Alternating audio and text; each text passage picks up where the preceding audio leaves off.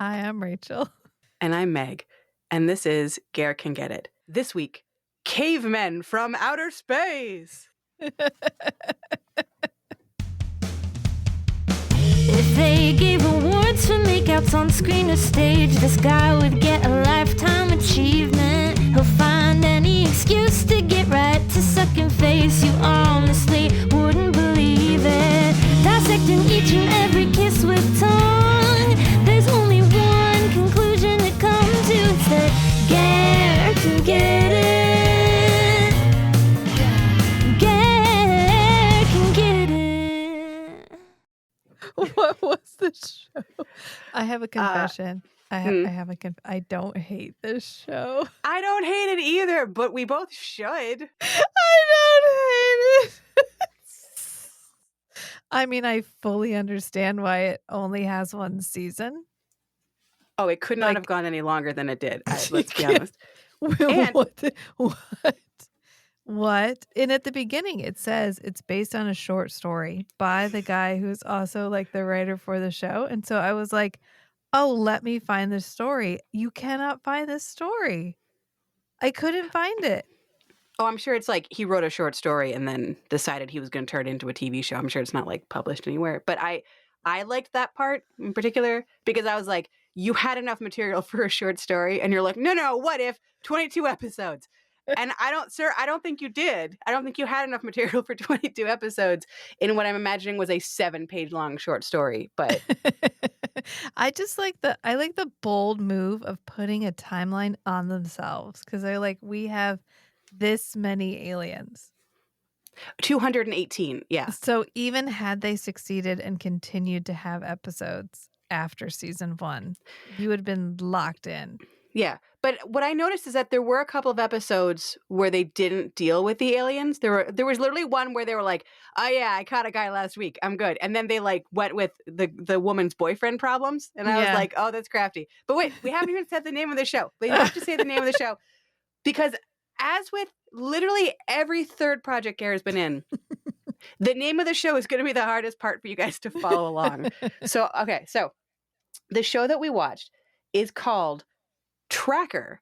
It's from 2001. You will note that there's another show currently airing called Tracker. I think it started in like 2019. That ain't this. That is not this. Further, if you go online, you're going to find something called Alien Tracker, and it's going to have all the same actors playing all the same characters, and you're going to be like, oh, is this like a prequel movie or a sequel movie? It is neither of those things. What they did is they took, apparently, I have not watched it because I was like, it's going to confuse me. I don't have time for this. Apparently what they did is they took the pilot movie and then 2 other episodes, which Wikipedia refuses to specify, which I'm assuming it's like maybe the last 2. I don't know. But so the first and then some other episodes and mashed it together and went, movie. So if you want to watch the plot of this, which there is no plot, but if you want to like wallow in the nonsense of this, which I kind of recommend that you do, watch Tracker from 2001. It stars Adrian Paul. Obviously, it stars Ger, Amy Price Francis, Leanne Wilson. The logo for it has Adrian Paul like staring off into space with like a bunch of like galaxies and stuff kind of floating behind him and like math equations and shit. He looks like a monkey taking a fart. Like he looks like he's trying to think really hard, but he has nothing in the brain to think with. That is the show you're looking for. Yeah, I like the Tubi cover where it's like the 3 main characters behind Tracker, and it's Tracker as like the fake. Remember when you used to go on like not Microsoft Paint, but any early Microsoft text editing program, and you were like, make my text look like metal, and it would be like that feels correct. Now it's Chrome. And that brings me to like the technology in this show is so fucking funny. Oh, but you said, okay, so it is available on Tubi and it's available on Amazon Prime. It's one of the few shows that like, I don't know why it's available so many places. It's really not good enough to be available, but like it is. So you don't have to pay any money, watch some commercials, let this show wash over you because it's just magic. So I'm going to, before we get into the whatever is actually going on, I'm going to try to give you like the plot synopsis, but there's not, as we said, it was based on a short story. I have one caveat. I No, would do it. say it stars Adrian Paul and Adrian Paul's moose knuckle. And then the following people. Mhm. It Yeah, I know that is. deserved its own line in the credits. You know what? That is fair. Let's before we. You know what? That's fine. Sorry. Before we even get into the plot, we do need to maybe warn the audience Yeah, oh, because yes.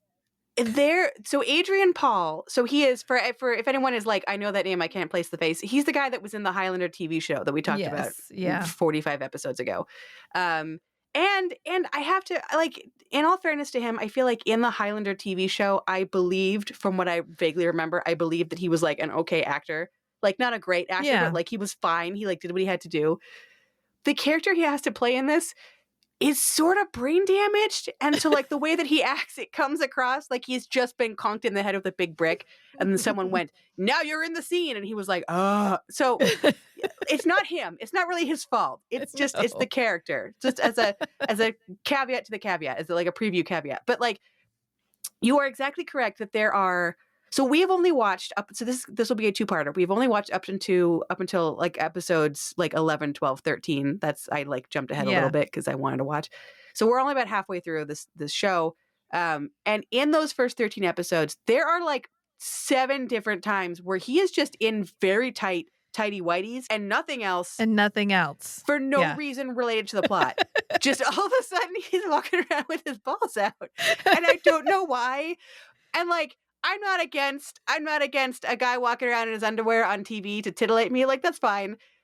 After like 5 times, I was like, it's okay. It's too many times. I'm not comfortable with this anymore. This is too many times. My favorite one is when he's strapped to the table and he's like spread eagle strapped to the table in tighty whities. And it's like, it's just there. It's not in the background. It's not as he's walking around.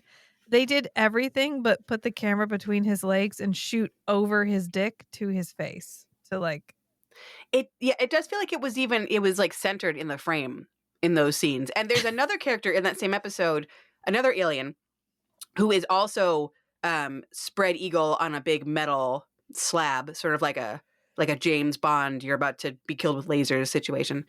And that guy is also wearing underwear, and they let him wear like boxer briefs. Yeah. Kind of floppy. They let him have some dignity and some shame, some privacy in what he's got going on. But I think I could draw Adrian Paul's dick by memory based on the show. Like, I don't want that. And yet here we are. It's like, I just showed you this picture that I saw online of some cycling athlete wearing a very tight, like full body onesie cycling Speedo, where it looks like, you said it looks like he has a hernia. I think you're probably right, because otherwise he has like a milk jug between his legs. Yeah. Like it's like a real upsetting picture. That's kind of what this show gives us, like once an episode, every episode for 22 episodes. Like I don't, and like I said, I want to make clear, it is not for script reasons. There's no reason for this man to be nude. He will just walk like, so that is my main complaint about this. So it's like, it's very stupid. Like it's very stupid. That is not my complaint. That is not my complaint with the show. I need everyone to know this is a very stupid show. And now that we know that, I'm going to like take that criticism and put it on a shelf, and we just know it. We just know it's there. My main complaint about the show, like other than that, is that this character that he plays is somehow both a genius and like an actual caveman, like at the same time.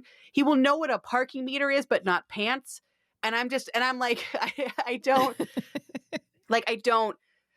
the gaps in his knowledge are so weird that even allowing for the fact that you are a space alien where things are different, maybe the people on your planet don't wear clothes. Maybe you're just like naturally covered in whatever, or you're just naked and nobody cares. Like what? But like he knew exactly what a parking meter was. Like he walked down by it and a lady was like, "Oh no, the meter maid's gonna get me." And he looks at it. I'm like, a parking meter, if you'd never seen one before, is like a little metal box on top of a metal pole with a little digital readout window on the front that has numbers on it.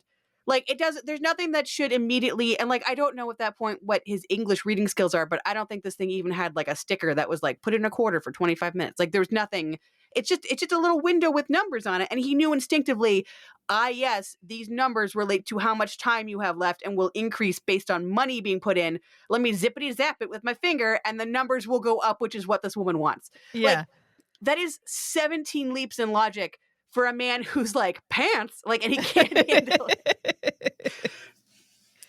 But yes, yeah, it's just, you know, when you say a word too many times and it starts to lose all meaning, that's what this guy's dick did to me. Where like after seeing it like 5 times, I was like, is that what they're supposed to look like? Is that normal underwear? Is that the correct size and like for his body of this underwear? It lost all meaning. You're right. Yes. Right? It became a separate character. That's what I'm saying. It became a character in and of itself. You're like, oh, that guy's in this episode. Great. I love that guy. It's Adrian Paul and like only slightly smaller Adrian Paul. It's just confusing. I've never been confused by a dick on screen. And this whole time I was just like, okay. So speaking of confusing, all right. So I'm going to give you the plot, at least up through the 13th episode, as far as or the plot and the lore, I guess, as best as I understand it. And this is going off of my memory and Wikipedia, because I didn't take notes. You don't need notes on this. This show does not value note taking, but at the same time, it kind of tried to make some lore, which I appreciate. So Adrian Paul plays an alien whose actual name is Dagon. You'll only hear that name like 2 times by 2 random guys because no one calls him that. No. He refuses to introduce himself as that, but that is his character's name. That's the actual name. I don't know. There's like a theme of the show of characters like refusing to say their names. And like, it feels like the pigeons in Conspiracy of Fear where I'm like, is this supposed to be indicative of something smarter? Does this mean something? I don't understand. Yeah. And I think the where I ended up is no, it does not mean anything, but it's just, it's like a weird like throughway. Anyways. So he's an alien. He was a prison guard at a prison called Sartop, which is somewhere in the Mygar solar system, which I just want to say a solar system is pretty fucking big for that. That's like me being like, oh, where am I from? The Milky Way. Yeah. Somewhere inside the Milky Way. Like, I feel like, anyways, the show is dumb. It's fine. So he's on this prison. The prison is at least large enough that there are more, I think, than 218 prisoners. But 218 prisoners are helped to commit a prison break by a scientist alien whose name is Zin. And Zin is, of course, played by Ger. Yeah, obviously.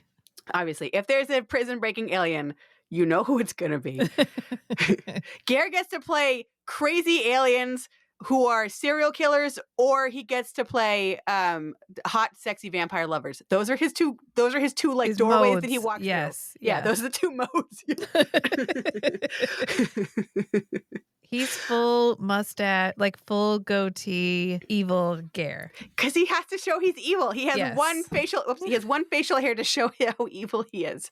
So he put on his evil goatee. Yes. And like I want to address his clothing with you in a second, because like his clothing is deeply confusing to me and like made me think about Michael Scott the entire time. So I will put a pin in that. But okay. So Zin orchestrates the prison break, brings all those aliens to Earth. And it's important to understand that in the prison in Sartop, they're not just like, it's not like an Earth prison where it's like a person in their body in a room, like in a cell. It sounds like they are put into the prison. Most or all of their life force is taken from them. And then over the term of their prison sentence, the life force is slowly like divvied back to them, sort of like Good Time is in like an American Earth prison.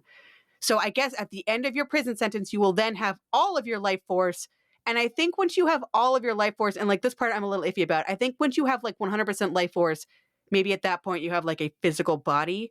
But it sort of feels like between 0 and 99%, maybe you don't have a physical body. Maybe you're kind of like a woo-woo space ghost. I don't know. So they're not super clear. Like they have like a lot of lore, and then you're like, but what does that mean? And they're like, you don't need to know. And they just show you Adrian Paul's dick again. But okay. Look over here. Okay. Look at this naked man. So we have the space prison break. And so the souls, the like not fully complete life force beings, are all brought to Earth, to Chicago, to a train which just so happens to have at least 217 adults and one dog. It's very, very important to remember the dog. And so those life forces then, I don't know if they're like assigned or they just randomly went in, but they like go into the bodies on the train. And so my first thought was that this would just be sort of like a regular possession narrative. Like the ghost comes in, possesses you, and then the ghost goes away and you're fine. But in episode 13, we find out that ain't true. Basically, the alien gets into you and you are fucking dead. Your soul or your identity, the person that you are, that shit is donezo, that is gone, which is a real bummer. And then the alien like takes over your body. And if the Earth body dies, the alien is not immediately dead as long as they can jump into another body. And I don't, as of yet, know what the like rules for that are, but I do know that you can be alive when the show also doesn't know. I'm sure it does not. Yeah, I don't No. expect this to come back. But like the funniest fucking scene, there's a scene where Ger gets a little tiny woman to shoot an alien in a body, and then the body's on the ground dead, but like the alien is still alive, so the body is like, maybe I imagined this. I know Zin is talking to the body, but like I imagined the body having like a little light on it, like a. It does have a light on it. It has like a glowing light like on the body, and it's like pulsing. And he's like, "Oh yes, I know. He has to like. He has to Okay, good. I act didn't with his imagine dead that. Okay. body. Yes. Oh, you want a new body? I'm sorry. That sounds terrible. I'm not going to give you one. So we have that. Oh, and we know that one of the inmates, who I believe was a male alien who was sent into the body of China the wrestler, if anyone remembers her, who was the largest white woman that I think anyone has ever seen in their entire lives. Like her muscles are like legit. She does not have like wrestler muscles. She has I will fuck you up muscles. And they put her in a fucking pleather mini skirt and they make her walk around and they're like, yeah, she's a down on her luck prostitute. And I'm like, is she? Because she looks like she eats 400 eggs a day and goes to the gym for 9 hours. This woman is a down on her luck like she looks like she could punch your heart out of your body, but like, okay. So we know that alien, whose name I don't remember, it doesn't matter. What was it? Ree. Thank you, Ree. Yeah, that's the only one I remember. You remember more than I did. I just remember the teeny tiny mini skirt because this whole show is like, what if you saw everyone's genitals? Because he's like the one that Cole/Dagon has actual history with. Yes. Yeah. Yeah. So Ree is the alien that apparently killed Dagon's wife and was it daughter? Wife and child at any rate. So. Yeah. And they seemed to be like intimating that like maybe this happened before. I don't know. I feel like I'm hoping in part 2 that they like pick up some of these threads, but like I know they're not gonna, but they like intimate that there's something like more important to like him becoming a prison guard, and that has to do with re-killing the family. And then also some of the aliens are like, we used to work together. How come you turned on me and now you're a tracker? And there's like all these like little threads that like I know they're not going anywhere, so we don't have to talk about it. It doesn't matter. Like if it comes up in part 2, it'll come up. But they like, you know, when you're just like, oh, you had 218 aliens and you like threw in a little bit of lore because you thought you're gonna get like season 2. You didn't get season 2, bro. Like this shit is gonna go nowhere. I know it's going nowhere, but yeah. So we've got that alien who killed his family. We've got the other aliens. They come to Earth. Zin is in control of, like, he's like their mob boss, sort of. And as of right now, it's not clear what, if anything, his plan is. Because so far, he's just like, I'm going to go to city council meetings and get planning permits. Evil real estate. That's just evil real estate deals. Evil real estate. Give me this permit, puny Earth humans. Like, what? What do you? He's like bribing people to get things rezoned and condemned so he can tear it down. And then he's like trying to get people kicked out. Like it's all real estate. Like it's literally his only evil thing that he does is like evil real estate. And then the aliens that are on Earth, like I figured, okay, they would all be there with like specific missions or jobs from Zin. But like one guy has got like a drug dealing nightclub for other aliens. And I'm like, how does this fit into his whole evil plan? Did you guys bring money with you in your soul bodies? Like, what are you doing? Okay. So the aliens, they come to Earth, they're in the bodies, they're all in Chicago, and Dagon is sent after to track them. He does not he does not land in somebody else's body. He comes to Earth as like a big ball of electricity, and he sees like a really gross ad, which is it says Cole on it, which is sort of in the Kenneth Cole font, but like legally distinct, of Adrian Paul. But it's like him standing in a field in his fucking underwear, and it says Cole in front of the knees. And so he's like, okay, that's a life form. And so he turns himself into Cole, into that shape. And then when people are like, what's your name? He's like, Cole. And I'm like, you can read English, but you can't speak it. But you can read it, but you're from space. But you can't walk. But he can't walk. And also, like, I just got to point out that the billboard has no feet on it. So the whole time I was kind of hoping that they were going to like pan down to him walking on stumps, which I know they did not have the technology for, but like, I wanted that with a passion I cannot even explain to you. I was like, stump feet, stump feet. It would explain the walking. It would explain the walking. Walk thing that he's doing. He's walking like a newborn baby, and also that newborn baby, like, has some deficiencies in how his brain was formed. Like, that is how he is walking. And a moose knuckle, because he's in just tighty whities. The worst fucking tighty whities. I will always point out the dick moments. This is a dick moment. So much of the show is dick moments. For sure. Well, and he like, so you don't know what clothes are, but you sort of know what clothes are, in that you knew that the underwear wasn't like a flap of flesh on this crazy alien's body. Like, you knew it was not part of him. I don't know. He's very, so, and the whole series, so when he finally puts clothes on, it very much feels like Adrian Paul was like, I'm going to do this show in my gym jams. And they were like, are you sure we can't offer you, we have like a whole wardrobe trailer. It's got clothes for you and for everybody. And he's like, no, no. No. He's wearing like the kind of like oversized loose t-shirt and like baggy sweatpants that maybe you rake the lawn in, or like if you have a weekend where you're like, I'm not going to leave the couch, I'm just going to park here and stare at the TV until I am one with the couch. That is the outfit he wears, and he wears it every episode when he is not nude. I don't know why that those are like those are the two modes that they were going to go for him. Like slob or here's my dick. It's just, I don't, why? Well, why, because his secret weakness is cold. Sometimes. Yeah. Yeah. So he has to wear baggy warm clothing. Yes. Oh, and I forgot the most upsetting thing is we will find out that there was, two things. We will find out that some of the aliens who were in prison, they're not all like alien serial killers and drug dealers and alien child rapists or whatever. Some of them are like alien political prisoners or alien, I wasn't getting recognized by my government for my scientific research, so I sold my scientific research to like a company that happens to be made up of aliens who were from a different planet, and it turns out that they used it for evil, and then that became my fault, and so I had to go to prison. It feels like, are they setting this up to be dystopian, or do they not know that's dystopian, which in itself is dystopian? Like, I was like, what is going on here? Like, it's interesting, right? Because you would think, like, you're starting off with him as the prison guard, that you'd be like, okay, you are the side of, what's good and right and naked. And then the other side is bad and evil and covered up with clothes like Ger. So, but like, so we will find out that like some of those like inmates, I think the one guy, Nestov, whose name isn't actually Nestov, but they call him Nestov. That guy, he was just kind of like a low level con man, and they sent him to suck your soul out space prison. Like, it's just, I don't know. I think it'll be interesting to see if that goes anywhere. Spoiler alert, I'm sure it won't. It will not.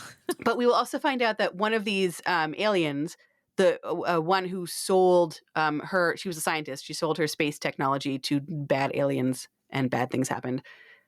It now resides in the body of a teenage girl. And not only does she now reside in the body of again, I just want to make sure the audience heard me, teenage girl, but Dagon sort of was sweet on her while he was a prison guard. So I'm like, well, first off, I don't like that you were in like a prison guard inmate romance ? Situationship. I also don't like that she's now in the body of, again, in case anyone didn't hear me, a teenage girl. Who she killed. She killed to be in that body. Yes. Yeah, and the teenage girl had some kind of a tumor or something. And so when this alien, like when her life force went into her, it kind of sounds like when you get extra life force energy, you got so much it like kills all the cancer and shit. So not only is like, so the cancer's gone, but also the soul of the little girl is gone inside. And Yes. it's just a grown up, horny space scientist lady who wants to fuck Adrian Paul, which I don't like. And then also, not only is Adrian Paul's character balls out almost every episode, but when he meets an alien and they're like friends, kind of, he does this greeting where he takes the flat of his hand, like the palm of his hand, and kind of presses it to their chest. And he does that also with humans sometimes, usually women. I wonder why. And so we've got a lot of episodes of him with his palm like squeak, squeak, squeak, like on the boob. Yeah, yeah. Like this close to a fucking honk, but he's like, no, I'm an alien, it's fine. And then he does it to the fucking girl. And I'm like, no, I don't like this. You could shake her hand. Give her a friendly earth greeting. Don't gently rest your hand on her heart, on her chest, because there's no safe zone between her little teenage girl boobs. Do you know what I mean? Like there's no safe passageway for your boat, sir. Just don't do it. Please don't. I don't enjoy this. So he's got a dead wife, a dead daughter, and illegal teen lover on Earth. And then what he'll do almost every episode, is he will go out of his way to try and find these 218 aliens. And some episodes he finds one and he captures it in his little metal pinball that he's got a whole collection of them, just a little metal like BB ball. And I assume once he gets 218, he, I don't know, goes into his spaceship that he doesn't have and flies back to space like Poochie on The Simpsons. But then some episodes he literally will go, yeah, I caught an alien yesterday. What are you guys up to? And he'll just like talk to the people on Earth. And I'm like, what? You have 218, like, do you get breaks? I feel like you shouldn't get breaks. And so like, I feel like the alien part I sort of get. The human part I absolutely do not get. Maybe did it make any sense to you? Did they you mean feel like Mel, like Mel's yes, whatever? yes. I don't know. Because for a while she's got a bar and it's failing, and she's got to try to figure out how to save it. And then after a while, we kind of drop that plot line. And then there's the girl that works for her whose sole purpose is to talk about how hot Adrian Paul is. And to wear many weaves. Like episode 10 or 11, she just leaves. She's like, so anyway, my ex-boyfriend from London wants to propose to me, so I'm leaving. And she's gone. Yeah. Yeah. I have no idea if she comes back after 13. It feels like it would not surprise me either way. Because these characters are both main characters and also totally inconsequential to the story. It's very weird. So when Dagon, who again calls himself Cole, when he comes to Earth and becomes an underwear model who has feet, which I still am against, he will be like wandering next to a road in the middle of nowhere, which is apparently like right outside of Chicago, but it looks like they're in the middle of a field. It's the road between Chicago and New Mexico, which will come up a lot. This show. You made this point, and I think you were exactly correct. This show thinks that the states of Illinois and New Mexico are next to each other. Yeah. Well, it's a Canadian show. So they were like, all the states are just kind of honestly, together, you're probably right, honestly. Because like, I remember when we met Ger and he was like, oh, where are you guys from? And we had said North Carolina. He was like, what? And like, I know when I lived in Ontario, when my parents were like, we're moving to North Carolina, I was like, I don't understand. You could have said space and I would have been like, I don't know where that is. But for anyone who does not have an idea, New Mexico is like bottom left, sort of by California, and Illinois is top middle. So far the fuck away, because America is very wide. It's very big. It's top middle. It's top middle. It is. It's the Midwest, so you're correct. Yeah. So like very much not near each other. And there are multiple episodes where characters are like, well, I guess I'm going to go walk to Roswell. And they do. And like, I don't. Nothing says that it took them like 2 months to do it. No. Or it's literally just like, I'm going to start walking. And then they just get there. Anyway. So he will appear on this dirt road that we will just accept as somewhere outside of Chicago. Mel is trying to drive her car. She's having a problem with the engine. He's walking, he's making sounds, and like, this is why I called him a caveman in the cold open, because like I don't know how else to describe the way that he talks And as you said when you and I were talking, he will sort of lay off the caveman thing after a little while, but like not completely, like not as much Yeah. as I want him to lay off the caveman thing. So he will talk. It's very strange because I feel like if you have an actor and you're like, okay, your character is from outer space, he doesn't speak English, he doesn't know English, he's like learning it sort of by context clues. You could go like 100 ways with that. I feel like sometimes they're like, I'm just going to make him sound deaf, which is not the right choice. Do No. not make that choice. But sometimes like they go that way. And sometimes they're just like, what if I speak English, but with kind of like an alien accent? That's an option, I guess. He just went with caveman baby. And like, not just caveman and not just baby. He went with cave baby. And like, I don't really know. Like, it's very weird. It's an accent that I can't even really I just love describe that to the he audience. still has his regular Adrian Paul accent. Which is Like, also an inscrutable accent. He still sounds like he's from Highlander. Like, he still sounds like the same character. And he's supposed to be learning English from this Chicago lady named Mel. And Yes. the English that he learns sounds vaguely British or whatever Adrian Paul's accent He's got a is. weird accent, yeah.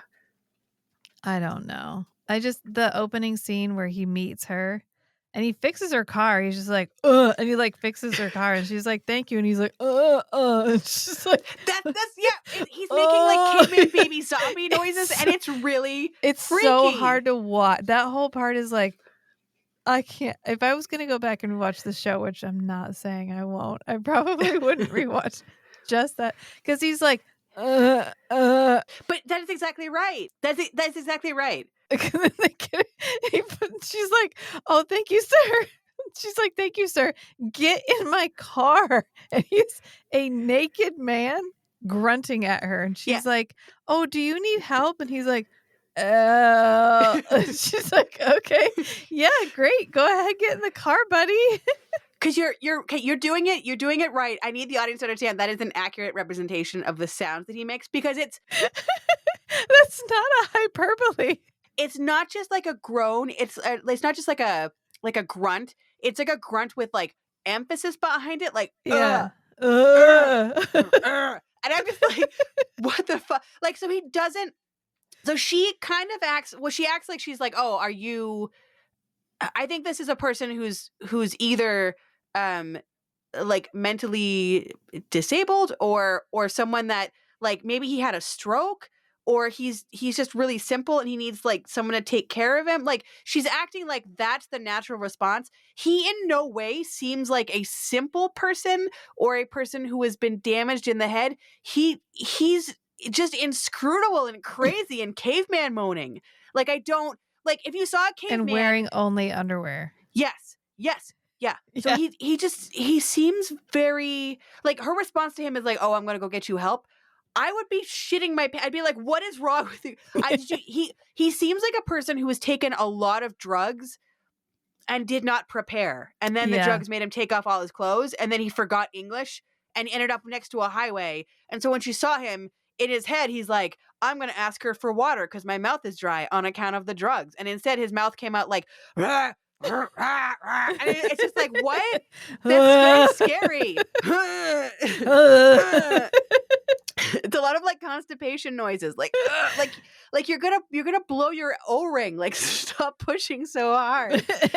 And then he gets in the car and he's like squared off, facing her directly, and he's like leaning towards her, like staring intently at her as she's driving, and she's like, so where are you from? And he's like, oh.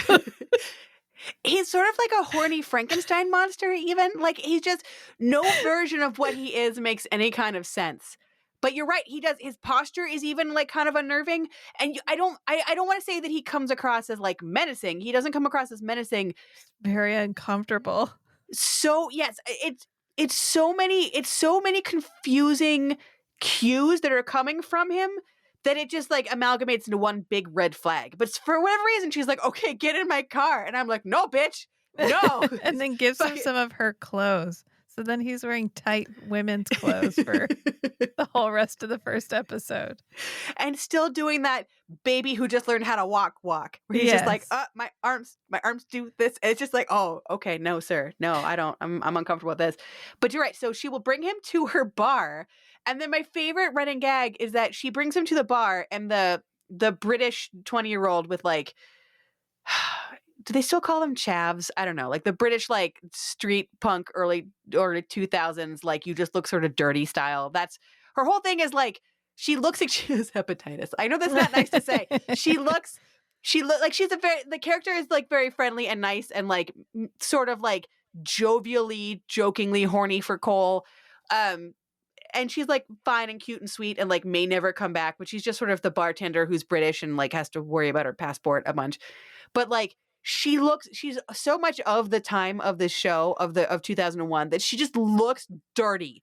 Her makeup is too dark. She has like 7 different extensions in her hair and they're not all the same texture or color. Like this patch is curly and this patch is straight and this patch is brown and that patch is blonde. And I just like fucking rip it all out. You're wearing like a mini crop top with like two longer like camisoles like next to it underneath it and like a pleather mini skirt and like I just like you.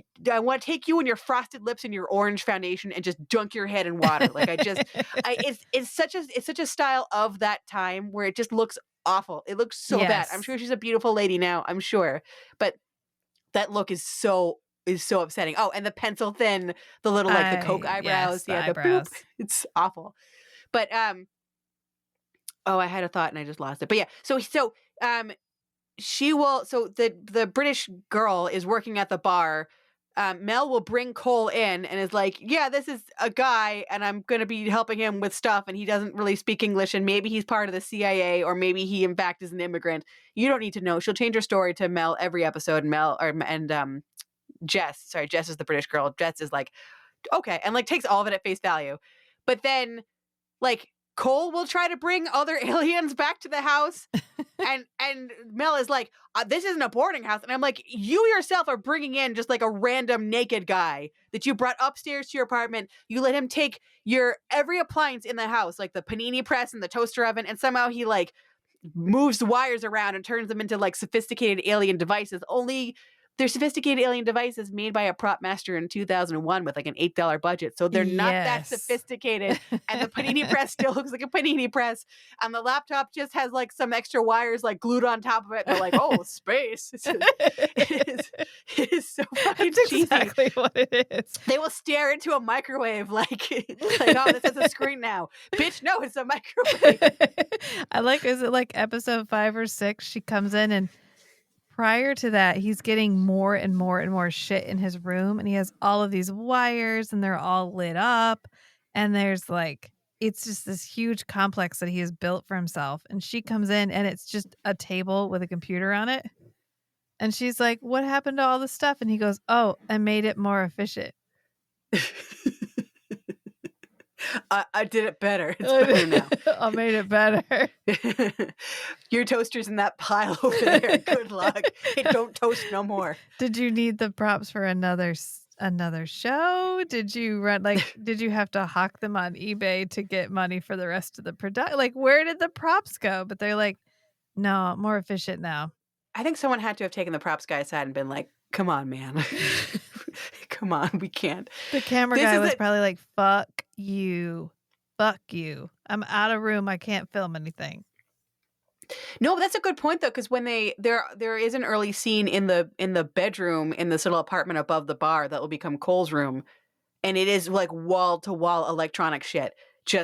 Just like 15 like it, and it is like it is all like identifiable. Like that's the coffee maker, that was the microwave, that was the toaster oven, that was her blender. Like it's just all the shit that was in her house. It just glued together into a supercomputer. And I just love the idea that if you take 2 toasters and a blender, you can reach space. Like it is remarkable. It is amazing. And so Cole will like eventually sort of speak English better. And at points he'll be like, yes, this is the transmogrifier. And I'm like, you didn't know the word sandwich yesterday, but you got at one point he's in the bar and he's like, what are breasts? What are mammary glands? And she's like, read the dictionary. And I'm like, I still don't understand how he has a grasp of like the English alphabet, even because we know he doesn't use the Roman alphabet. Because at one point you'll see like his little computer screen and it's all like bleep bloop space text. Like Yeah. it's such a weird. It's like, what do you know and not know? Like you're such a weird character, and I would be fine with all of it if you would just speak fucking normal. Like just be like, I know that you're Adrian Paul, and so you're a little bit like Christopher Walken. Like your normal is like left of everyone else's normal, and that's fine. And that's fine. But like you took your normal and you got on a bus and you went to New Mexico. You went so far away. That's not far. It's not far from Chicago. It's fine. But yeah, you weren't joking. There are at least as of the first half, there are at least 2 episodes where someone just fucking walks to New Mexico and sees Roswell. And like, I have not been in New Mexico, but I lived in Nevada. And so I'm like, I know what desert looks like, and I know what high desert looks like, and I have a pretty good idea of what Roswell looks like, and that is fucking Northern Ontario, dickweeds. like, come on, like, try harder. At one point, they're in a parking garage, and there's like a little sign. You know, in the parking garages where there's a sign that's like, if you go left, then you're gonna end up on this street, and if you go right, you're gonna end up on that street. So you know, like which exit to go. And it said like Richmond and John, and I was like, that's Toronto. You're not even trying to. Are you gonna have them walk by the CN Tower and be like, oh, the Sears Tower? No, fucking no. I mean, like, I know it's 2001, and so it's got to be Toronto pretending to be an American city. Like, I know that's how the game is played. I know that's how it works, but like, it is the weirdest. It is like, it feels almost like intentionally bad. Like, I know we have to call ourselves Chicago, but we're just going to be purposefully bad about like, whether you can walk around in Chicago in a t-shirt in the winter and whether that's like a smart thing to do or not, and how close you are to New Mexico, which again has a desert climate, which is not the same as the very cold climate of Chicago. Like it feels almost like a purposeful, like subterfuge. Like we're going to make this bad on purpose to protest that we have to pretend to be America. So we're going to do it poorly. But like, Yeah. Also every show at the time. I couldn't figure out where it was set for a really long time. So until somebody specifically, I think, said Chicago. And then I was like, oh, is that where it is? Okay. Because we know her bar is in the financial district. Yeah, they'll mention that. Oh, your bar is in the financial district. People don't want to come back here after that. And then we just, after a certain point, drop the plot line that nobody comes to her bar and she's struggling. And then all of a sudden, there's just always people in the bar. Yeah. Well, it's a weird bar too. It doesn't look like a bar so much as it looks like the bar half of a restaurant, like the bar corner of a restaurant, sort of. Apparently it used to be a cop bar, but whatever you're thinking in your head, like a policeman's bar would look like, is not what this looks like, because it's got like wood paneling. And again, it's in the financial district, which seems like a weird place to put a cop bar. You think it'd be people like after, like businessmen after work having like a fancy drink, or like a drink to settle a deal or something, like over lunchtime. You like, that's not where a cop would be. So like the wood paneling is like a very light color. There's booths. There's like a really like a fancy sort of nice looking bar. And at like certain points, she serves food because she'll go back to a kitchen and there'll be food, but there's like no staff that you ever see. And it does seem like it's like, are you a bar? Are you a restaurant? Are you a bar attached to a restaurant? Are you struggling? Are you not struggling? Is it business guys who come in? Is it drunk girls on their what do you call it? Their bachelorette party?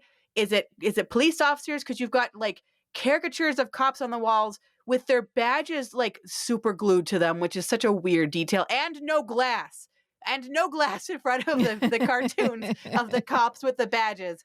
But like, it doesn't look like a cop bar, and no cops ever come in. Like, it's just, it's a very, like, I have to agree with you. It's like a weird, I don't know. It's like someone in the pilot was like, yeah, her bar is struggling. And then they like decided to just not ever follow up on that. Right. Well, it gets a lot of plot mileage for the first like 4 or 5 episodes, because that's why he strips in the episode where he does the strip tease.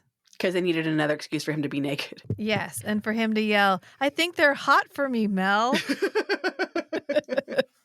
Oh, I blocked it out. I blocked it out because I didn't like it. And to just throw his tighty whities at the crowd, implying that he went full Monty. Yep. I do appreciate that, like, he doesn't know what dancing is, but he kind of understands the idea of like you're gonna move to the beat of the music. So he crawls up on the bar and he's like, Yeah, and then, spoiler like, alert. I would argue he still doesn't know what dancing is. I don't know what's happening, but they were like, Adrian Paul's like, I can do a sexy dance. And they were like, no, you cannot. Sir. And he's like, I know how to do a sexy dance. And he's just like, like it's On my home planet, this is very sexual. The home planet of Adrian Paul. But again, when he gets up on the bar, he's not wearing like the sort of outfit you think like a Chippendale dancer or like a male stripper would wear. It's not at all like fancy or inviting. It's literally his gym jams, his dirty fucking gray gym jams. So he crawls up on the bar in his gym jam and he's like, and then like takes his gym jams off and he's like, them's my dick. End of episode. And I was like, aren't you a professional? Aren't you an alien bounty hunter and shit? You have time for this? But I guess his dick was so good it saved the bar. I don't know. It did, yeah, because we don't talk about it after that. That's like the last of the she's struggling plotline. Yeah. Oh, the only other thing that comes up with the bar, which I feel like I'm going to see if this comes up in the next half. I feel like it's not going to, but I think that they were like planning bigger things with the bar. Is the bar used to belong to Mel's grandmother. And at one point we will see Mel's grandmother's diary, which I guess was just like upstairs in a big box. And they will flip through it and like a weird metal triangle comes out. And then Mel's like, huh, that's a thing. And they just nails it to the wall for funsies. And they make a couple of hints that like maybe Mel's grandma like knew aliens or fucked aliens or I don't know, knew but fucking aliens. So like that's my thing that I'm wondering if they like ever pick that up again. If the Mel's grandma knew something about space aliens, like if that thread ever comes back. But like I know it won't. I know it will not. This show is not smart enough to like have a thread and then pick it up again later. That's like too much. There are a lot of threads at this point. I'm only 11 episodes in because I went full halvesies. Yeah. And there's a lot of threads that you're like, I'm never gonna. Why are there so many? Like there's so many. Like we don't know what Zin's evil real estate plot is, except correct. That he went to my favorite part was when Ger had to do I'm talking to the city council. And he's like, that's why we need the zoning change. And they're like, sir, sit down. And he's like, I really need the zoning change. I have rights. Do I have to remove you from this council? And he's like, I'm not done speaking. And they're like, yes, you are. And it's literally just a city council meeting where he's overstayed his 5 minutes or whatever. And he's like 30 seconds over his 5 minutes. And he's like, I have a well thought out plan. They're like, no, your plan sucks. And it's just this most. I came from outer space to tell the city council of my housing plan. Like, it's the most aggressive bullshit. And it's literally just him talking about changing the zoning for this. I would like to compare and contrast this with the scene from What We Do in the Shadows, where Nandor goes to a local, like a city council meeting at night. Only, like, in the Nandor case, like, the TV show knows how boring and dumb a city council meeting is going to be. Because it's a city council trying to get work done. And then maybe, like, one person in the audience has, like, an actual on-topic comment or concern about their plan, and everyone else is like, I'm gonna wear pine cones on my head, can I have a permit? And like, so I feel like in What We Do in the Shadows, they like understand that it's this character who treats themselves very seriously, but like in a goofy situation, versus in this where they're like, no, look at the high stakes of the city council planning meeting, dun, dun, dun. And I'm like, fuck. That's exactly the vibe. At 2 p.m. on a Thursday. He bribes one of the city council members like $100,000. He murders a city council woman to get his zoning changed. I need my permit. And it's not a joke. It's not a joke. Like in the city council meeting from What We Do in the Shadows, when Laszlo ends up killing all of the raccoons for that lady and leaving like a pile of raccoons outside. I feel like this show would have done that, but it would have been serious. It would have been like, this is a threat.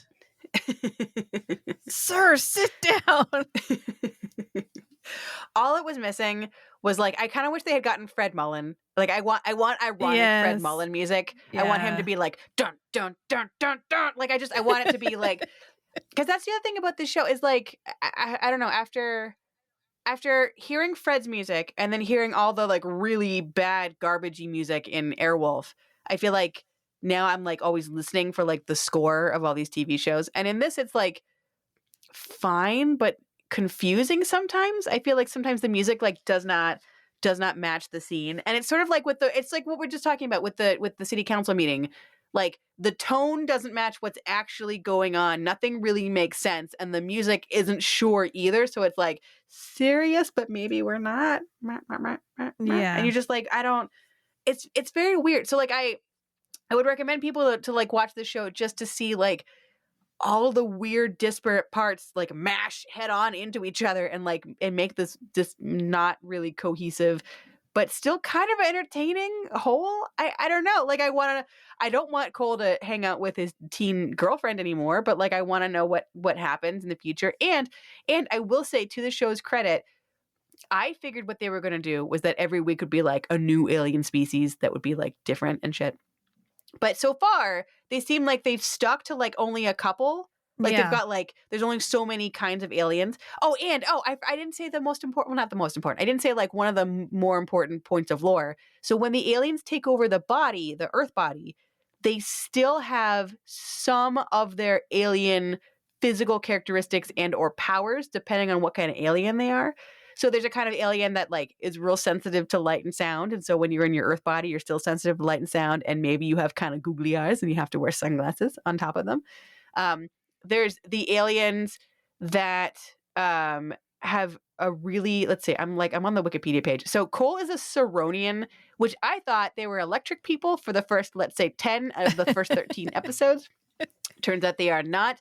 They're just sort of energy based, which like in practicality always comes across to me looking like electricity, but they're not just electric. Cause there's times when like Cole is like zip zapping shit and I'm like, that's not metal. But like half the time it's metal stuff, but he just has like regular electricity power.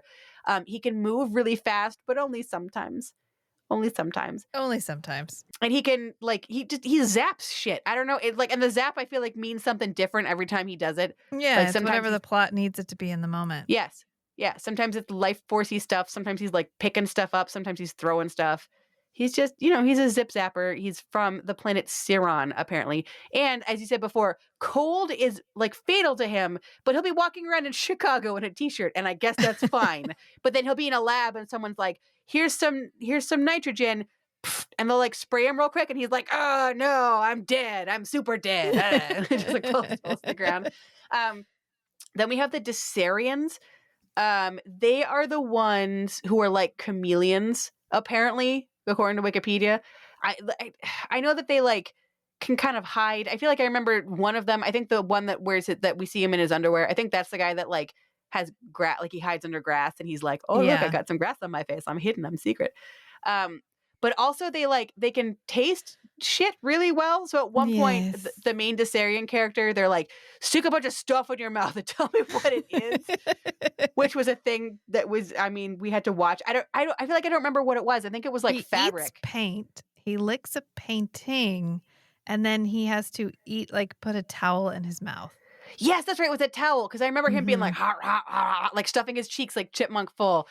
These poor actors. This reminds me of, like, I don't normally feel bad for actors. And then I watch this shit and I'm like, I feel bad for you. However much they paid you was not enough for you to be like stuffing a fucking hand towel all the way into your mouth until you choke on it. Like, that's not fair. That they could have just had you like bite a corner of the towel and be like, ah, yes, I taste that the man who used this hand towel was 6 feet tall, which is kind of how this show goes with science. Like, nothing makes any sense. But instead they're like, no, the whole towel. The whole fucking towel, Richard Yearwood, because that's the actor's name. The whole towel, put the whole towel in your mouth. And it just made me think about when we were watching Dracula, the series with Jordy Johnson, and they made him eat sunflower seeds off the floor.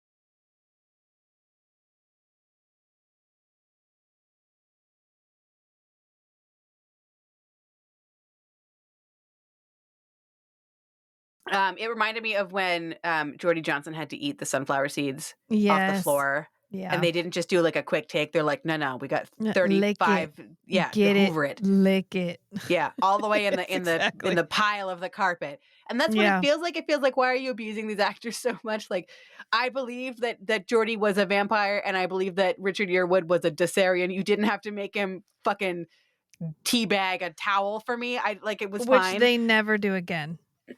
No. But so he's got the taste bud laboratory in his mouth, apparently. And and so the main character that is a Dessarian, he is in a black man's body. And like, I'm maybe not qualified to comment on this, but like, there are moments outside of making him choke on a towel where I feel like maybe there weren't any black writers on staff. Like, I don't know. Like, he sometimes feels a little bit caricaturish.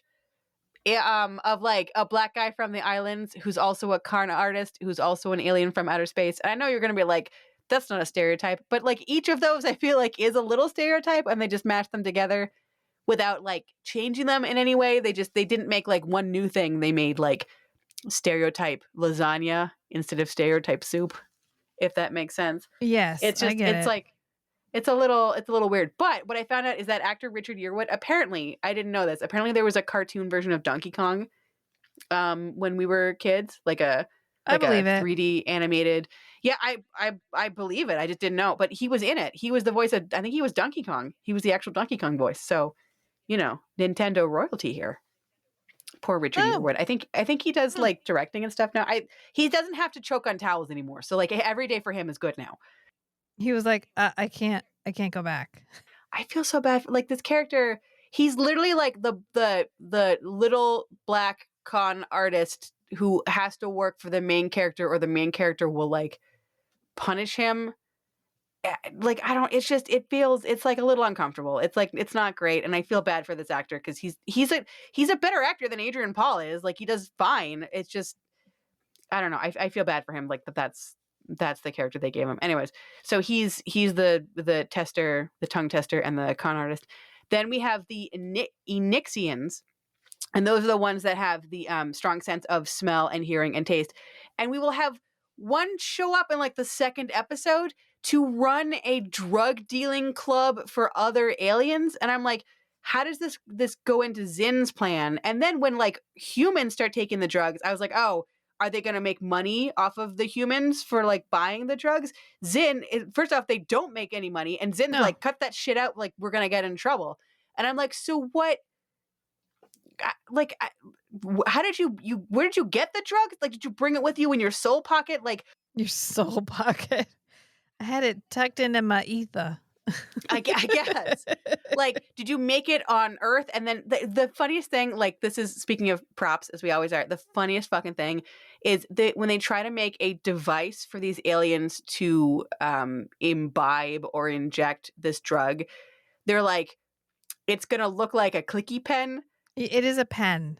It is, in fact, an actual pen. One of the characters is like, is that a pen? And they're like, kind of. It is, in fact.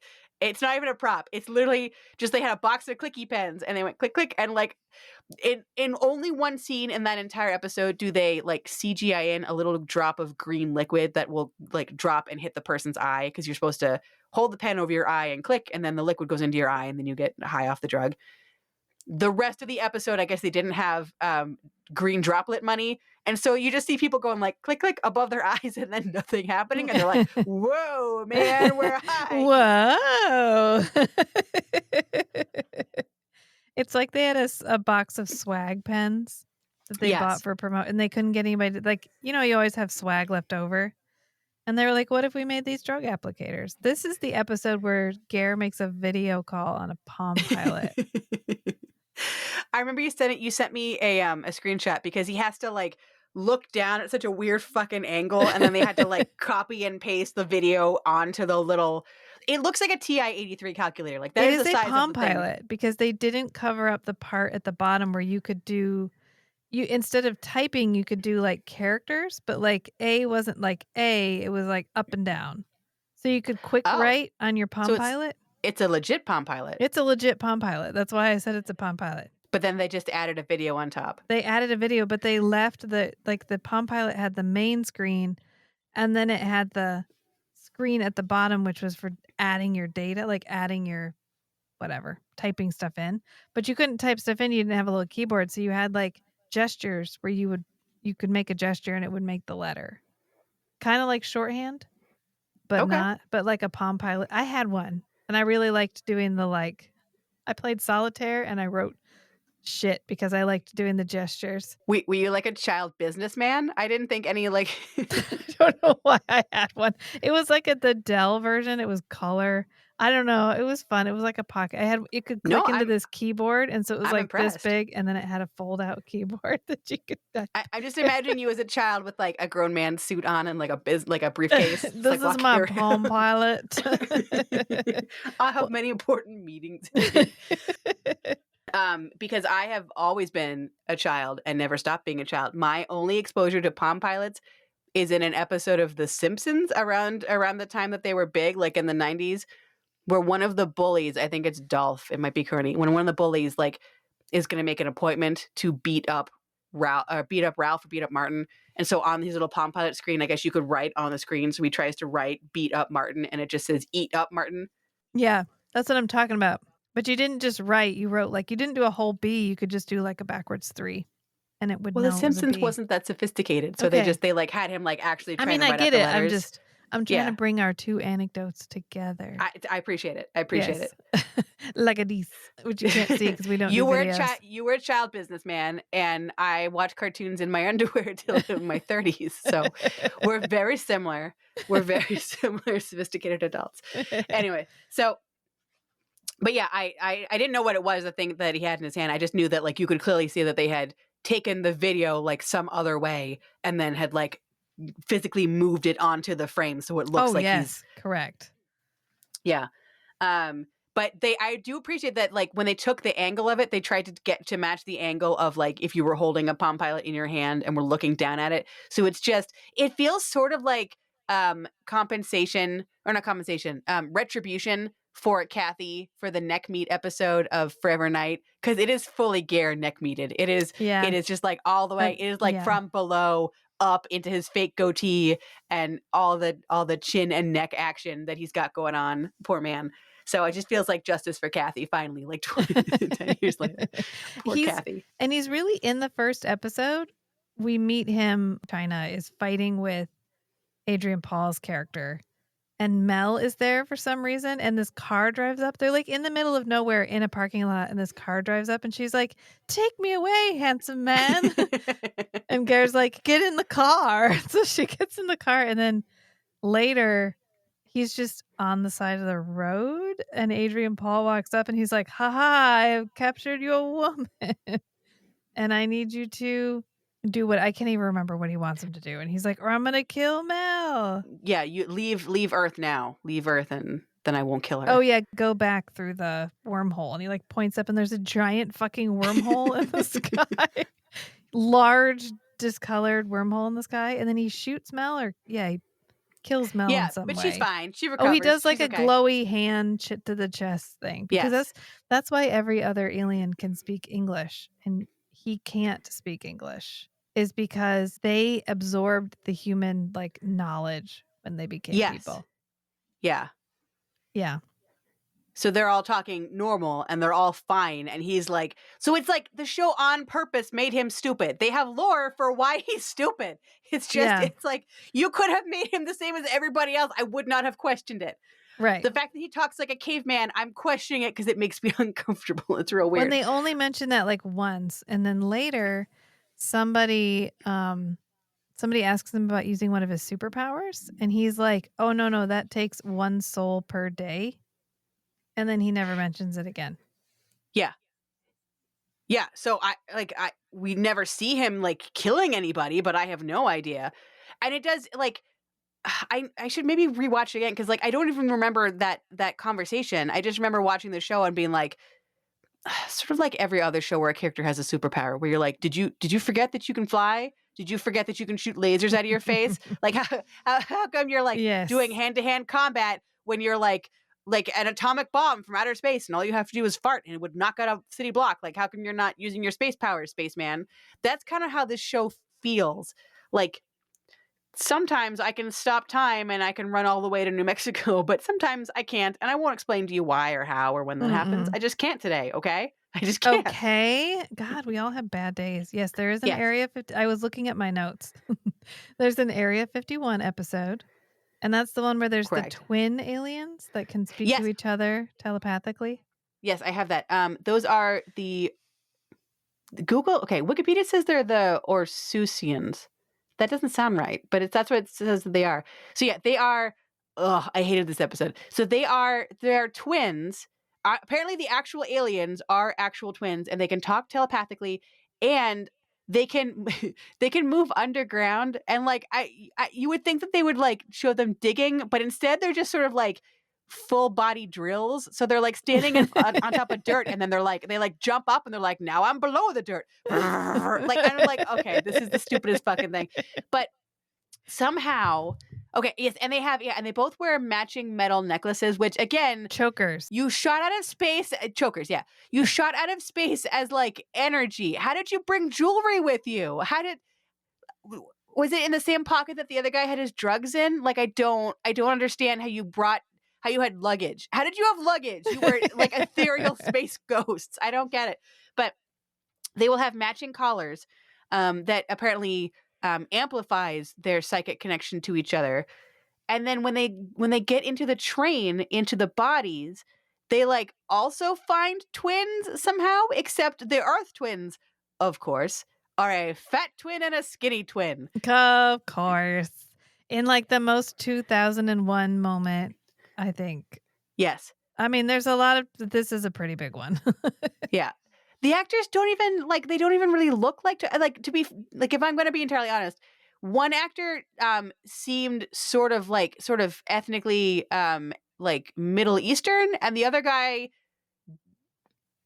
like might have been like a really pale Jewish guy. Like, they don't sort of vaguely, like, you got them the same hair, and like sort of their noses are sort of similar, but like, even if you didn't have, this is the fat one, this is the skinny one, like, they're not really, you could have got twins. I don't Twins know. are a thing. The fat one gets caught immediately. So yes, and like, yeah. oh my god, the whole thing is like an extended fat joke. Distract the tracker. Okay, he's like eating a donut, and he just walks up and takes his life force. It's awful. It's awful. They're like, the whole thing is just an excuse for a fat joke. They have him sitting at a table with like 6 bowls of fruit and 5 boxes of donuts, like, and sitting in a lazy boy. I know. He's like, this body takes a lot of resources, and he's like, are you eating again? Nom nom nom. You can't hear me eating in my brain. Nom nom. Well, he does. There's a part where he's speaking telepathically, and it sounds like his mouth is full. I know. That's the. And I was know like, I'm mad about it. Can we really? And then, well, we'll let that lie, because he makes a supercomputer out of Jell-O. This is the supercomputer, and the episode where she bathes him.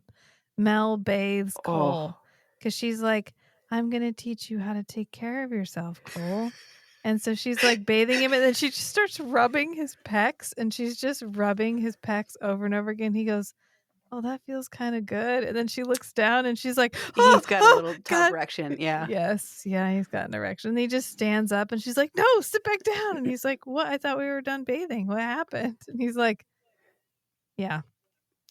Which again, like, raises questions, because like, you made this body out of scratch. I kind of figured it was just sort of like an illusion. Like, you saw a picture and you copied that picture, which is not the same as Frankensteining a body, but somehow you made feet and a workable penis. Like, how did you know what was under the underwear? Like, okay. And it doesn't, it's fine. It doesn't matter. It's just, they like decided in this episode with fat twin, skinny twin to devote time to, what if Cole gets an erection? That's funny. No. And then the one alien finds like a blue lipstick thing that projects a map. Correct. Accurate. Yes. Accurate. And yeah, I don't know. And then they end up going to a diner at Area 51, and he like sticks it in a napkin holder. Yes. So he will be captured. Both fat alien, skinny alien will be captured. the blue lipstick map of whatever is left behind in a diner, and the diner waitress is like, I can use this as part of my Area 51 props. And so my thought was, oh, okay, like maybe this will come back, because she like prominently puts it in the end of like a fake ray gun, like it fits in the end. It sort of looks like the light coming out of the ray gun. And I was like, okay, you're making a point about here's where this map is. Maybe that's going to be a big deal. And maybe it will come back.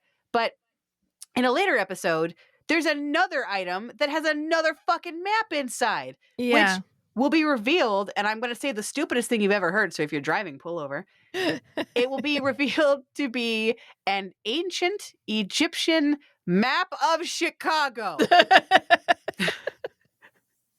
I don't even have a joke for that. An ancient Egyptian map of not like an ancient Egyptian's map of the area which will one day in future become Chicago. No, which of Chicago. is still real fucking stupid, but is like maybe 10% less stupid. But no, this is the ancient city of Chicago. Really? What does that mean? My favorite part was texting this, because I was texting, like, live tweeting this to you and to the others on the Discord, and they like, are you making this up? No, I'm not making this up. There's no world where I'm making this up. This is what is actually happening. That is the vibe of this whole show. I could not make up something this stupid. I'm not that smart. I'm not that smart to make this weird joke. They extract sound waves from a painting because the painting was wet and people were talking near it. So he modifies an iron to be able to scan the painting to read the sound waves to know what people said next to the painting. The painting that they identified because the other guy licked it. Yes. This feels like when you're watching CSI, like I'm aware that like some of the sciencey things that they're doing on CSI may not actually exist in real life. Like there may not be a device to do this, or maybe it takes like 3 devices and a long time to do something, which on CSI takes like 5 minutes, and you just pop it into like a little microwave and you hit the button and then ding, here's your results. Like I'm aware. But those shows, I feel like at least try. They try to make something that like sort of conceptually makes sense. But this show is like, nah, man, they're aliens. They can like a painting and hear sound. Yes. What? Fucking what? How about having an STD that you have to offload into women to keep yourself from dying? God. Which, P.S., I don't remember them ever saying what kind of alien he is. Because like, so the plot, I feel like most episodes go with like, this alien is this kind of alien, and like that's what matters to like how they're going to be on Earth, or like what they're going to do. So the one with the sensitive eyes, well, he's the drug dealer. And then there's aliens that are called Nodulians, and they live underwater. So there's like underwater escapes and underwater crimes and shit. Like that's how they do stuff. But the telepathic ones, they're like telepathic to try to talk to each other, as like one of them distracts the tracker and the other one tries to get the alien map to whatever the fuck. Like in this episode, this guy is just some random alien with an STD. I don't know what kind of alien he is. I don't know what his power is. All we know is he has an STD and he has to fuck a woman every like so many hours to get the poison out, which let's just let that thought settle in our heads for a second, to let the poison out. Because if he doesn't, it will kill him. So it kind of made it sound like there's like some finite number of women he has to fuck, and eventually he will be totally free of disease. But each Earth woman he fucks, the alien disease attacks her body so much faster than his body that it kills them within like hours or days or something. Like, I just like why? Because women become absorbent when we're sexually aroused. That is exactly how they. And it's okay, guys. I know you're worried, but Cole used to be a doctor in addition to a prison guard, and he cures the disease. Oh, yeah, I forgot. I totally forgot. This show has everything. That's the episode where they use the panini press to find the guy. I'm going through my list. And it's like a 3D scan, too, with hair color and everything. It's not just like a photo of his face. Yeah. Is that where they use the towel and they figure out from the towel what he looks like? Yes. Yeah. Yeah. And then he licks the towel to get more information. Poor Richard Yearwood. We do also have a Native American tracker episode. Oh, yes. No, I'm getting there. Oh, well, if there's one you want to discuss first, please. Oh, I'm just going through my lines here. Well, let me look at the alien species, because the only one that we've missed is the Vardians, and that's what Zin is. And it says that they're super strong and have some telekinetic ability, but Zin is the only one who can manipulate energy. I don't remember him being super strong. I don't remember him being telekinetic. I just remember him like hand zapping Mel in the car, and like that's it, and just being like a creepy dickhead. And with the teen girl, Zin. Okay, so Zin's plan. I know this is we're going around in circles. It's fine. So Zin's plan, up until this point, we've only seen him do like real estate shit, basically. And then we have one episode where he finds the actor whose body Cole is copying. And he hires that actor to pretend to kill a guy, and then he edits the movie so it looks like he really does kill a guy, all in an attempt to either send Cole to Earth prison, American Earth prison, or have Cole like on the run from the cops, and so he won't be able to focus on killing the air, or sucking up their life force for the aliens. And so like those are the only things we've really seen him. So he's like after Cole, he's after real estate. And then when we get to the girl episode, the child girlfriend episode, he's like, so you can do miracles, because she's a Saronian, and so she keeps walking around like using her energy powers to cure cancer and bring people back to life and shit, because whatever, they're space Jesus. And Ger's character literally is like, I think if you work with me, I could make you the new Messiah. And I was like, what is your plan for Earth? It went from housing to starting a cult. Are you going to make the cult members pay you for housing? Is this all part of your real estate scam? The real estate is for a commune. It's all coming together. It's a free love commune with He's a like, we child just want to Jesus. go somewhere to live where we can all live together in peace and harmony. Okay, but we're skipping the most important episode Oh, please. of the entire series. Okay. And it is the magical dog episode. Yes. This is Ger's third magic dog. Which gives us a 3 for 3 on magical dogs, you guys. Which is now it's now characteristic. It has to be. It is. It has to be. That's the official cutoff for characteristics. So he has Perry from Blind Faith from Forever Night. And then he has Littlest Hobo. Yes. Magical dog.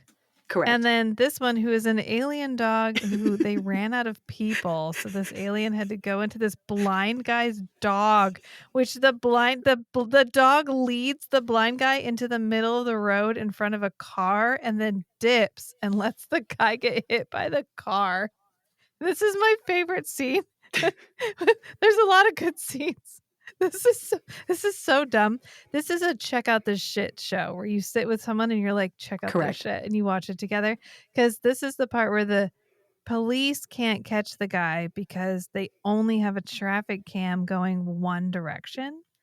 Oh, yes. Okay. So, yes, okay. So he gets the picture of the car and then he zooms in on a side mirror of another car that is parked across the road and gets the front license plate.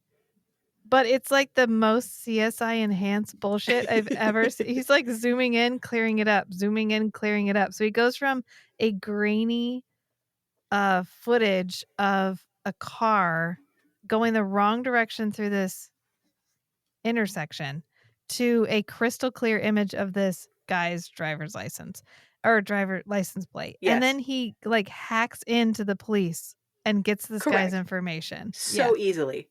I mean, he does have space panini press technology. He's like, what? Like it's hard. And of course, Mel has her on again, off again police officer boyfriend. And then, but the dog is Ger's bodyguard. Like, it's not even just a tangentially related alien. He's like Ger's buddy. Technically speaking, this is the fourth magical dog. Because Ger is also responsible for the Hounds of Baskervilles. Oh, yeah. Yeah. Forever Night has 2 magic dogs. It has 2 magic dogs. Oh, the Carouche. The doggy Carouche. Yes, the LaCroix turns into a vampire, which I want to know, like, he's probably so grossed out. Ew, God, only for you, Nicholas. Oh, I'm committing to the bit. I know. Here we go. And then, He has to kill So that 2 dog. vampire dogs, and then 1 dog that may be a secret Canadian government experiment, and the like tube brother to the mutant Wolverine from the X-Men. And then we have the alien dog, which my favorite part about this is, so you are correct. So the alien bodyguard is in the body of the dog, who will yeet his blind master into the street really quickly so he can get back to Ger's character. And then Ger and the dog will have like conversations, which poor Ger. Like, how many times do you like open up a script and it goes, and then you're going to have a meaningful conversation with a German Shepherd, and you're like, this is my career. I signed up for this. Yeah, here we are again. Oh, I guess technically speaking, it's 6. What? Okay, what? I'm just okay. So No, do it. Tell me. I need to we know. got Perry, got the Yes. Hounds of Baskervilles, Yes. 2 littlest hobos. 2 littlest hobos. He's got to act with the littlest hobo twice because he's in 2 different episodes. Yes. Yeah, and to be fair, I think when we looked it up, I think there were like 3 dogs that played the littlest hobo, so he might have been. And he's in the episode where there's multiple dogs that are Where there's not multiple the littlest hobos, hobo. yeah. So that's we can't even. That's numerous. So 5. I went crazy. It's 5. He's got 5. If you really want to get technical, 2 episodes of Littlest Hobo, twice in Forever Night, and then Alien, special alien dog. I think he had PTSD. He had PTSD flashbacks as soon as they brought that dog out. He was like, "I'm not." Not another German Shepherd. He's like, "Can I feed it the largest piece of beef you've ever seen in your life?" Oh, you were right. It is 6 because Rin Tin Tin. Ah! Why are there so many? We just keep digging them up. Why are there so many genius dogs that this man has acted with? Does the helicopter and Airwolf count? Because it's called Airwolf. So Ger doesn't hang himself. I'm going to say no, but I feel like I need to go through our back catalog now and just double check, because I feel like there's always more. Yeah, there's always more. In fairness to Ger, I think the 90s was just, and I guess the early 2000s was just a time of dog acting. I feel like that was just a thing that we had more of, and now Airbud kind of, yeah. We've kind of cooled it. We've cooled it a little bit on the dog as actor. But there was a heyday. There was a heyday of well-trained German shepherds that all had to be part of evil plans, and then Ger had to stand next to them and monologue. Oh, you poor man. Maybe he had a good time. Maybe he's a dog person. I don't know. Could go either way. So the German shepherd that he will have to like talk to, like it's really having a conversation with him. That's not his final form. So I don't know what kind of alien the German shepherd bodyguard actually is. I don't remember them specifying, but whatever he is, his power manifests as such that he turns into a werewolf.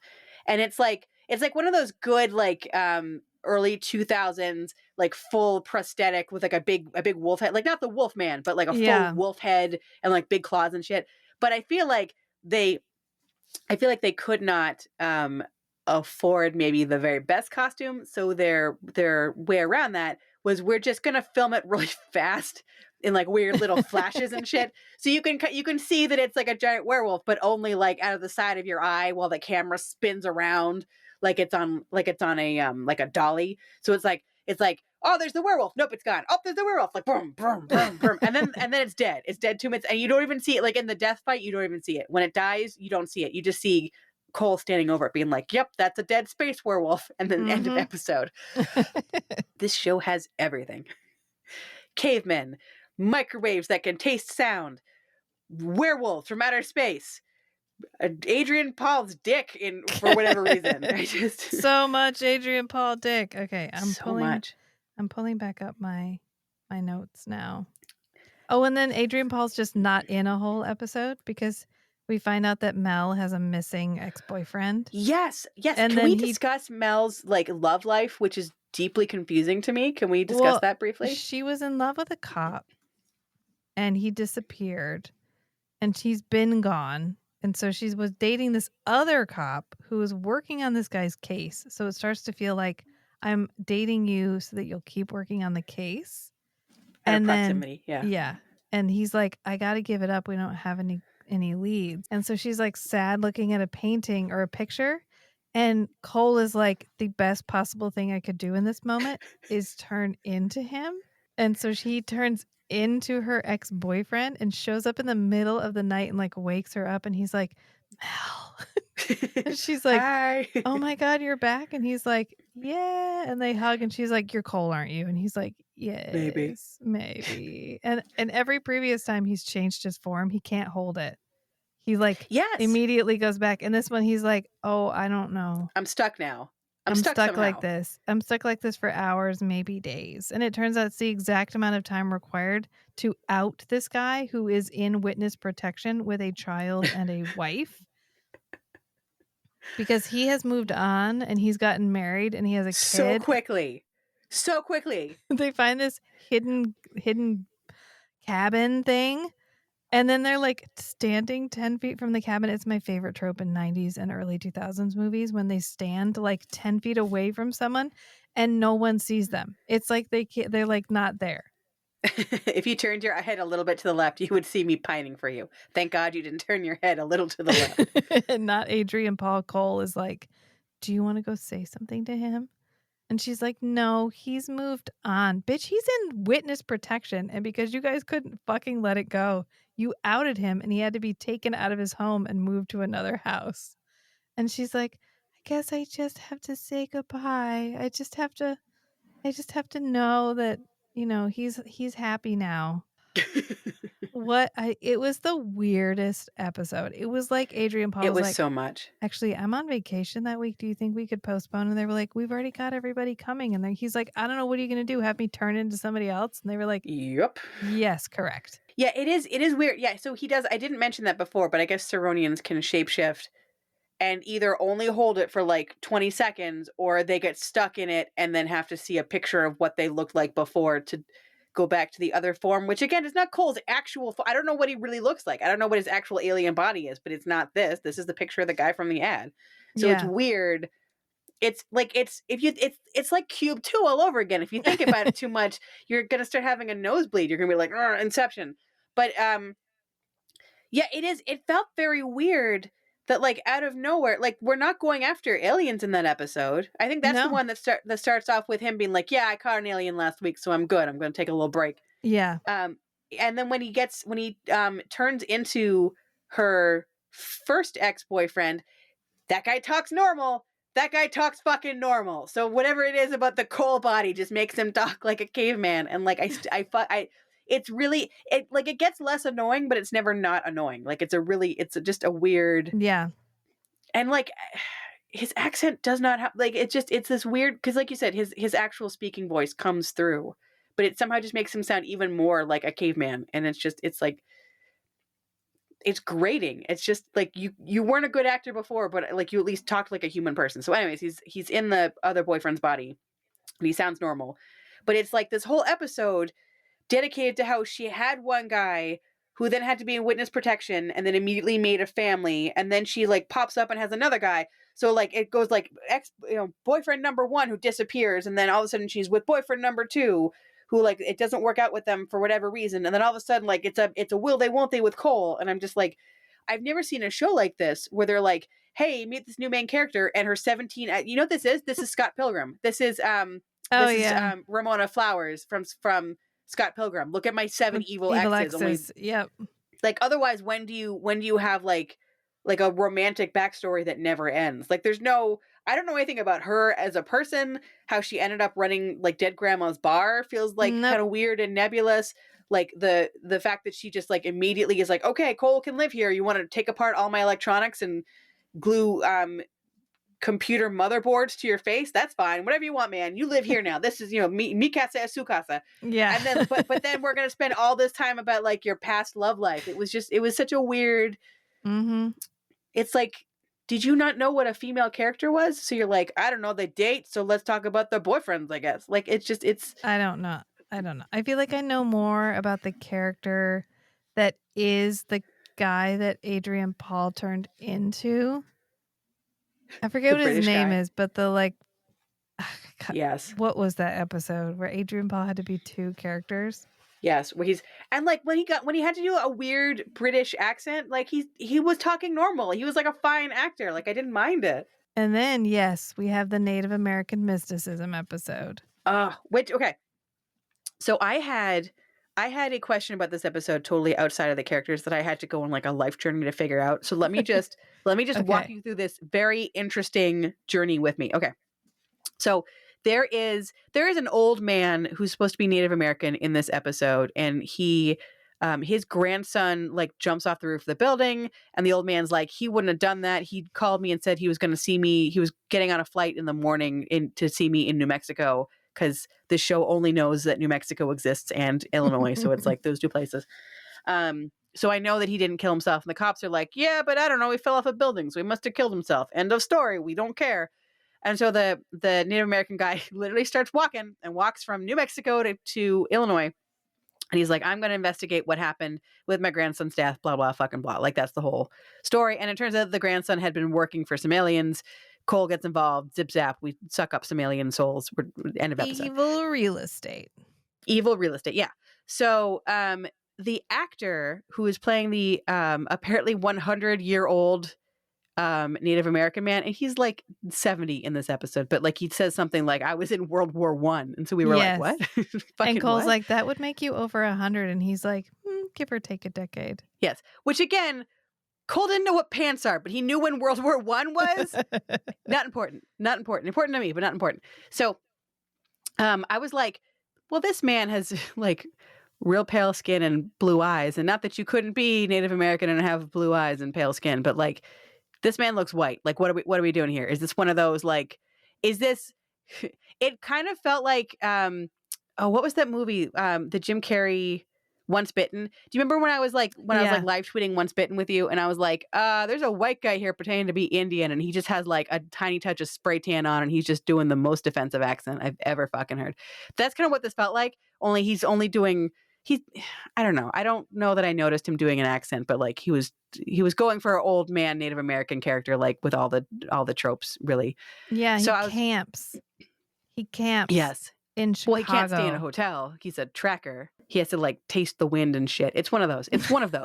So I was like, this guy doesn't seem, but like maybe I'm the racist. So I looked him up, and his name is Don Franks.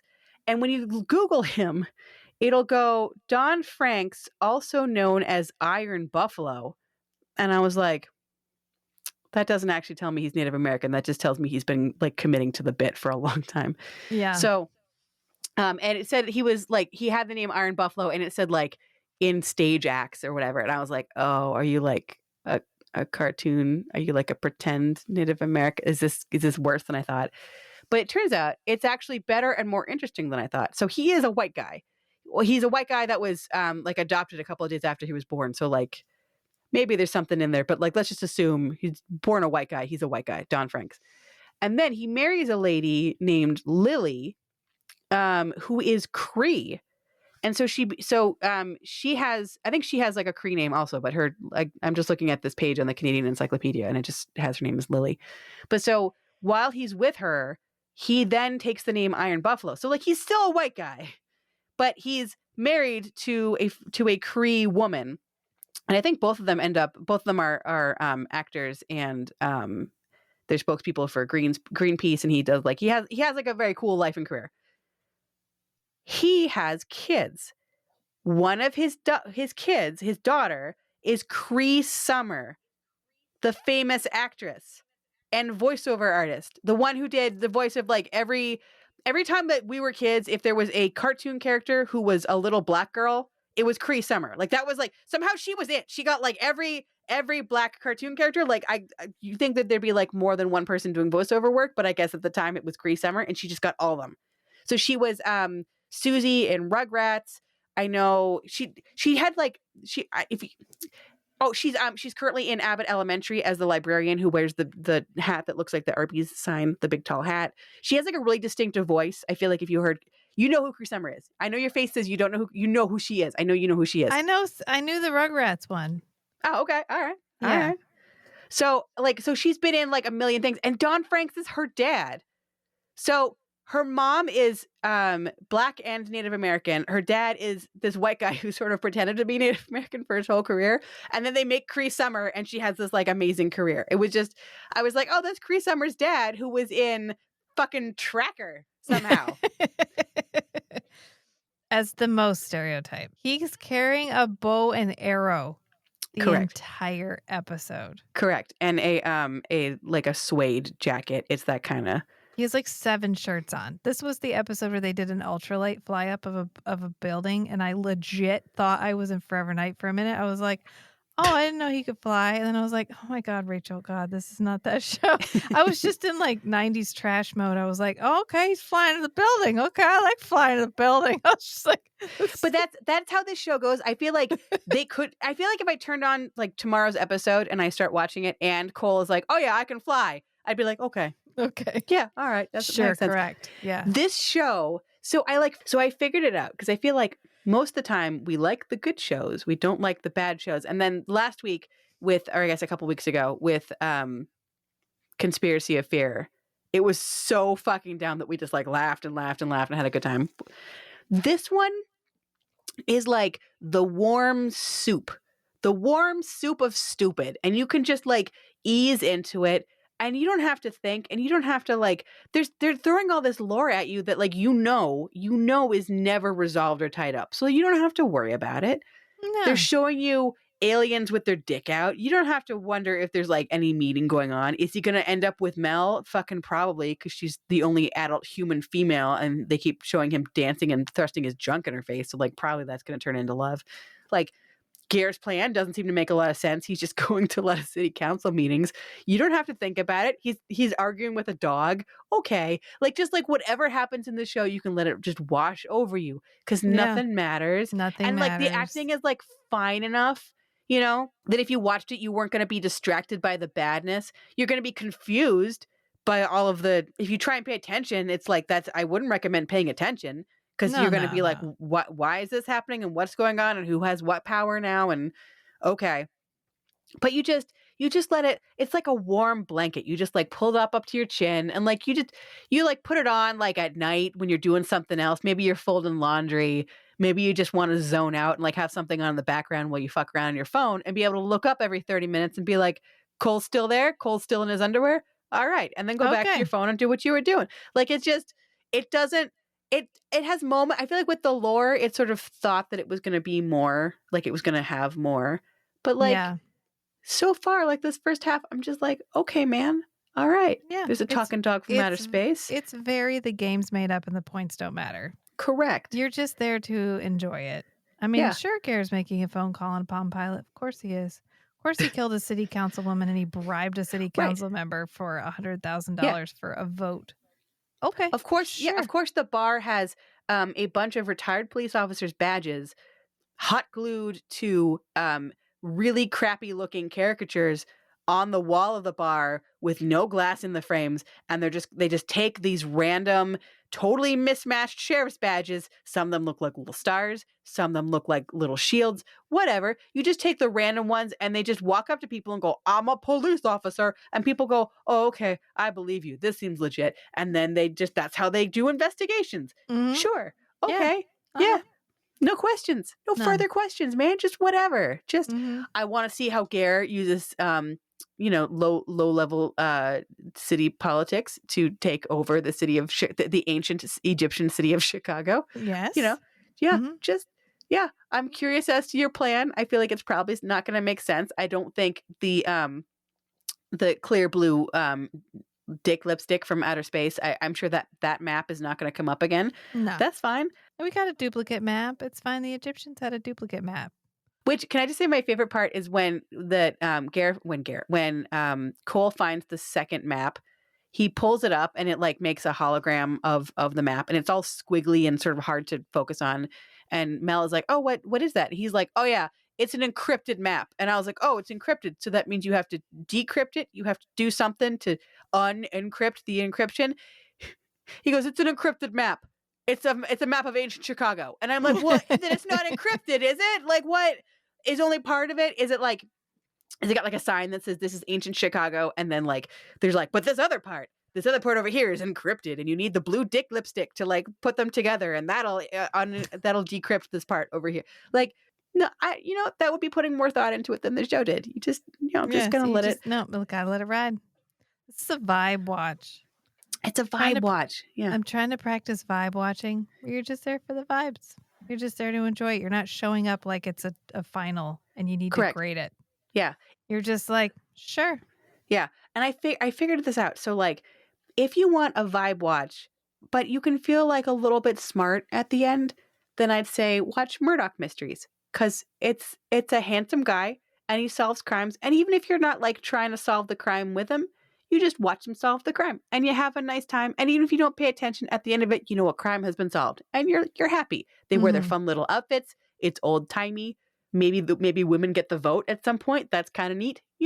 Whatever. You just let it wash over you, but like you feel sort of smart. If you're like, what if I got the guy from Murdoch Mysteries, but I made him dumber and grungier? What if I could have that? That's what I wanted. I want that. I want Murdoch Mysteries, but in his underwear, and I want to feel kind of ashamed of myself afterwards. Might I suggest Tracker? I have a suggestion for you. There were quite a few Forever Night actors, but I will talk about them all at the end.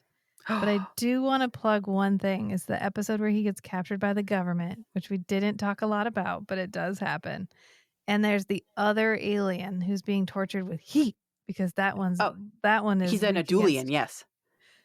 He's a fishman. He is an actor from a television show called Vampire High, which when we get all done with Ger Can Get It, we need to go through Vampire High because it's so dumb and so fun, and he's in it. I have never watched it, and I'm excited to take it on. He's like a jock vampire. That's the only way I can describe it for you. Did he look high school age? Because like by the time this show has come around, he's clearly like 30. Oh, Did he no, look high school age in Vampire High? It's the huge where they're high schoolers, but they're all like 35. I'm back from my age. It's so dumb. It's so good. It's one of those shows that you're like, who made this? It's worse. It's worse but better than Tracker. I don't know how to describe it. So someday we will go back and watch it. All right. Well, I'm up for that challenge after we get through the majesty that is the career of Geraint Wyn Davies. If we ever get through the majority of it, then I think we're doing pretty good. I think we're rolling right along. We're chugging along. Okay. Well, let's do you want to rate the first half, or do you want to like leave the rating for next week? No, I think we'll save it. We'll just leave it here. I feel like I just go watch it. Like if you're listening to this because you're like, I'm never going to watch it, I'm just going to listen to it, it's going to be fine. No, go listen to it or go watch it. It's free. It's on Tubi. It requires no mental effort. No. Whatsoever. The only effort that I feel like it takes is like the first episode, everyone is really grating. Everyone is like, I don't know, it's like he's got the extra caveman voice, and the Mel character is like screaming a lot, and the British girl is also like sort of obnoxious. And it does have the most Ger, though. It does have the most Ger. Yeah. So far, it does have the most Ger so far, yeah. But like the whole episode is just, I feel like it's hard when you watch a new show. I feel like it's hard not to come into it with like the expectations of like any other TV show. So I feel like the first episode takes effort to get through, because you're like, why are you here? What are you doing? Who is this character? Like, what's going on? And like you have all these questions, and the show's like, fuck you, we're answering none of them. Here's a hole from space.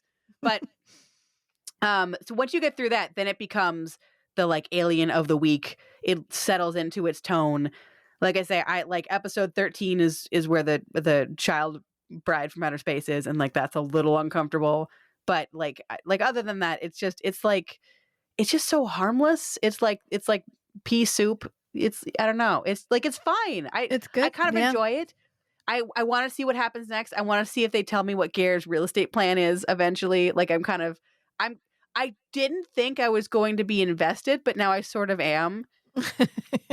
It kind of reminds me of how we engaged in TV when we were little, where you were like, you just watched it because you could miss a critical episode and never get to see it again. So you just watched the show. Like it wasn't like no one was going on the podcast afterwards to talk about how terrible it was. Nobody was breaking it down on social media. You were just like, I'll just watch the thing. It does feel like when you were kids and you were just like, I'm going to watch this uncritically. I'm just going to accept it. I'm going to just let it be. And then I'm going to watch the next one. And it's Yeah. not going to matter. Like, it's like eating a sandwich. I'm just going to eat the sandwich. I'm not going to think about it too much. I'm not Yeah. going to worry about the provenance of the things inside the sandwich. I'm not going to make any moral judgments about this sandwich. Like, it's just, here it is. Here's just my little snacky snack. And that's what this show is. It's just a little snacky snack. Yeah. But so once you get through episode 1, like, I feel like it's smooth sailing. But yeah, I feel weird to recommend this because like it has nothing to recommend it, but like it's comforting. It's like mush. Yeah. It's like comforting mush. Oh, except the one thing I do want to talk about very briefly. Okay, did you ever watch The Office? Have we ever discussed this? The Office, like ever? I did not watch The Office. No. Okay. There is a famous scene, and I'll like find a clip of it and I'll send it to you. There's a famous scene from like one of the early seasons when I was still watching it pretty religiously, where the Steve Carell character, Michael Scott, where he got a suit, I think like on sale is the idea. And he ends up wearing a women's suit, and everyone's trying to tell him, they're like, no, like the buttons are on the wrong side. The cut is wrong. Like it's clearly a women's suit and it looks like a women's suit. Like it doesn't look right on you. And he's like brushing them all off. He's like, no. And then he has either an interview or like some kind of a meeting with corporate. And so he's sitting in the waiting area next to a stocky blonde woman who is like about the same size and shape as Steve Carell. And she's wearing the exact same suit, like the exact same down to the color and everything. And so he looks over and he's like, okay, he like realizes it. That suit is what Ger wears this entire episode. And I did such a deep dive because I was like, why is his lapels are really, really, really short. It's like you took a suit jacket and took it to a tailor and went, I want a V-neck suit. And they were like, what do you mean? And you're like, yeah, a V-neck, a suit, but a V-neck. Do that for me. And they were like, okay. And they made you little baby itsy bitsy lapels that like come down as far as a V-neck sweater would. And then that's the whole suit. Like it's so absurdly short. I spent real time Googling. I was like, I remember that episode of The Office, which is from about the same time as this. And the suit that they put Michael Scott in, the women's suit, the way that you visually tell it's a women's suit is because it has this little teeny tiny lapel that just comes like a V-neck size. And so I was like, is he wearing ladies' clothes? He's not, is he? And then I was like, no, surely, like, if it looked weird, they wouldn't have put him in it. Because he's like an alien, but he's not like a confused alien like Cole. And so I spent real time like trying to Google like the cuts of men's suits and men's lapels. And if there's anyone who's like a men's sartorial expert listening to this, which I doubt, but if there is, please let us know. I tried to find other suits like that were cut like this, and I could not. I could like suits in the early 2000s were like a different cut maybe than today. Like they're extra baggy in the 90s and they're starting to taper a little bit in the 2000s, but like some of the angles, because everything in the early 2000s had like weird angles, like some of that is often weird. They're not little baby lady suits. Why do they always dress him so funny? And everything he's in, they dress him wrong. And I don't understand it, Rachel. Why do they do this to him? Well, I do feel like this was a cut of suit that I remember. Because I don't remember feeling like it was remarkable because we shopped for a suit during this time period because this is right around when we got married. Did you see ones like this? And so we were looking at suits and there was a style of coat that was like, they wanted it to be like a double-breasted coat, but it was cut really high so that you could overlap the top. And so you had these tiny little lapels so that you could overlap it. Yes. And it was supposed to make it look like it was double-breasted, but without having a vest. Yes. But it was kind of an upgrade of like the 90s suit that like Skanky wears a lot, where it's lower and it overlaps, and he has 4 buttons because it overlaps, but it's higher up. Yeah, I know what you're talking about because when I was Googling, I found the closest that I could find that was similar to the style that he wears was sort of like the 1930s gangster suit, where it is the double-breasted and it's double-breasted and like cut so high up that it's just a little baby lapel at the top. But like, I feel like what he's wearing, it doesn't even have that. Maybe it does have the double-breasted part at the bottom, and I just couldn't see it. Like maybe, because it's not like high def or anything. But when I was looking at it, without that like double-breasted part that like makes it feel like a 1930s suit, like I just saw the little top part, and all I could think about was Michael Scott and this poor chunky blonde lady that they hired because she was Michael Scott sized, and his little lady suit, and like they don't even splurge for him to have more than one suit. Like he's in 3 or 4 of these episodes, and every single time it's the little baby lady suit, and I don't remember a single thing he said because I kept staring at the suit jacket, and I was like, who did this to you? Why did they do this to you? But I will say, because he's wearing a suit, I did not notice in this his usual characteristic of 75 layers. So that's something. I guess he wasn't roasting his ass off in his tiny lady suit. But I still, although I'm glad that you said that you've seen clothing like this, because I was like, I just kept thinking about that Office episode, and I was like, this feels like so visually wrong that it feels like on purpose. I remember thinking they were incredibly stupid, and we actually deliberately did not get that style of coat. Like we had to go around and try to find a coat that was not like that. Good call. Yeah, because I was like, that's dumb. It's gonna age. It's not like it's a fad. It's so coat. particular. I don't want a fad coat. I want like a If we're gonna buy you a suit, I want to get you a suit you can wear again. So yeah. There's aspects of the suit that are like never going to change, and then there's things that mark it as so of the particular moment that you can't. Yeah. And that's what this jacket, and then literally everything that they put the little British girl in, like all of that just makes it so like early Dated. 2000s. Yes. Yeah. Even if they never used any technology in the entire episode, even if you never saw like a big fat computer screen, the second that they walk in, when she's got her little like skinny spermy eyebrows and her like spiked up greasy looking hair, like it makes it so of the time. So like, just if you just like close your eyes every time she's on screen and like don't look at Ger below the neck, then you're fine. It's a fine show. It's soup. So we'll come back next week.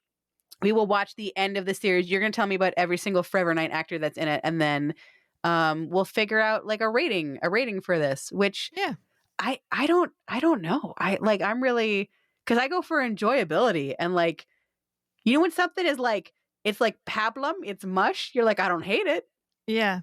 It's not like dinner at the Ritz, but it's not a hot bag of garbage. It's just kind of mush. It's just the mush that's going to keep me alive today, I guess. I don't know. So I'll have to think about it. But as we said, it's available on Tubi. It's available on Amazon Prime.